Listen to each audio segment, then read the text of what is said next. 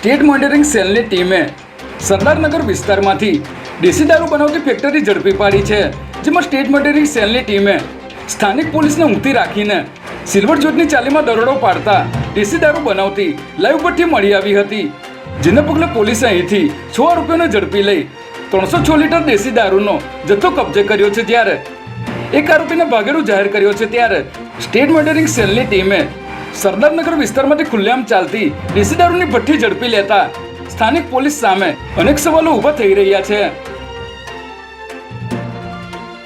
રાજ્યમાં તાજેતરમાં મોરબી પુલ, હરણી તળાવ અને રાજકોટના ટીઆરપી ગેમિંગ ઝોનમાં બનેલી આકસ્મિક ઘટનાઓમાં મોટી જાનહાનિના બનાવોને જોતા હવે સરકાર પોતાના કાયદામાં સુધારો કરવા જઈ રહી છે, જેમાં માનવ સર્જિત અથવા તો બેદરકારીને કારણે થતી હોનારતોના આવા કેસોમાં સજાની જોગવાઈઓ વધુ કડક કરવા સરકાર હવે ગુજરાત ફાયર પ્રિવેન્શન અને life safety measures regulation act 2016માં સુધારો લાવશે।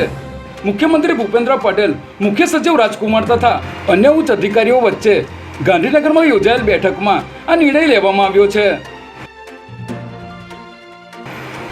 વીજ કનેક્શન કાપવાની, ખોટો કેસ કરવાની કે અન્ય બાબતે મેસેજ કે કોલ કરીને છેતરપિંડી કરવાના અનેક કિસ્સાઓ સામે આવતા હોય છે। ત્યારે હવે પીએમ કિસાન યોજનામાં આર્થિક મદદ કરવાના નામે છેતરપિંડી કરતી ગેંગ સક્રિય થઈ છે, જેમાં ગઠિયાઓ ખાતામાં નાણાં જમા કરાવવા માટે લિંક મોકલીને બેંક એકાઉન્ટની વિગતો મેળવી છેતરપિંડી કરી રહ્યા છે, જેથી અમદાવાદ સાયબર ક્રાઇમ દ્વારા આ પ્રકારની લિંક પર ક્લિક ન કરવા તાકીદ કરવામાં આવી છે।